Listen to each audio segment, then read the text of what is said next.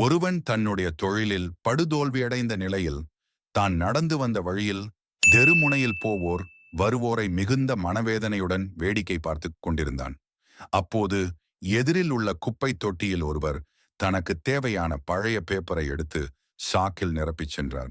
சிறிது நேரத்தில் இன்னொரு நபர் அதே குப்பை தொட்டியில் தனக்கு தேவையான கண்ணாடி மற்றும் பிளாஸ்டிக் பாட்டில்களை தேடி தேடி எடுத்துச் சென்றார்.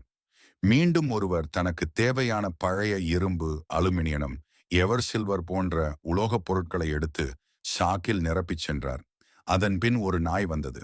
அங்கிருந்த எச்சில் இலையில் இருந்த சாப்பாட்டை சாப்பிட்டுச் சென்றது.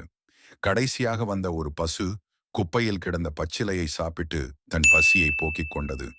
இதை பார்த்த அந்த நபர் தன் மனதிற்கு கூறிய வார்த்தைகள், ஒரு சிறிய குப்பை தொட்டியில் இத்தனை பேர் பிழைத்து வாழ்கிறார்கள் என்றால், இந்த பறந்து விரிந்து கிடக்கும் இவ்வுலகில் நாம் வாழ்வதற்கு வழிமா இல்லை.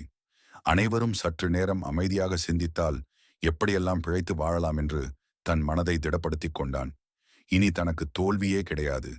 இனி வரும் காலங்கள் எனக்கு பொற்காலமே, விரைவில் மிகப்பெரிய வெற்றியை அடைவேன் என தன்னம்பிக்கையுடன் தன் பழைய தொழிலை தொடங்கச் சென்றார். இந்த பரந்த உலகில் நாம் அனைவரும் ஜெயிக்க பிறந்தவர்கள். துவளாத வரை தோல்வி என்பதே இல்லை.